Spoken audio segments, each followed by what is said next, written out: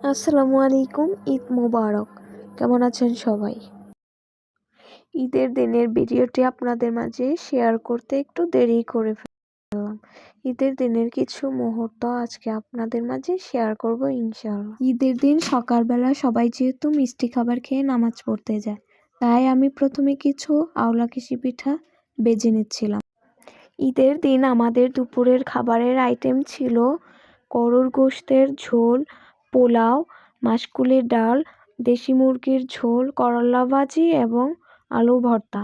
মাসকলাইয়ের ডালের সাথে আমাদের ঘরের সবাই আলু ভর্তা খেতে খুব পছন্দ করে, তাই আমি সেদিন এত আইটেমের পাশাপাশি আলু ভর্তাটাও বানিয়ে নিয়েছিলাম। দুপুরের সবগুলো খাবার রান্না হয়ে গেছে, আর এদিকে আমার ভাইয়ের ছেলে মেয়েরা নতুন জামা পরে সুন্দরভাবে সেজেগুজে আনন্দে মেতে উঠেছে। ওদের দেখে খুব ভালো লাগছিল, ওরা অনেক আনন্দ করতেছিল, অনেক সুন্দর লাগতেছিল ওদের দেখে।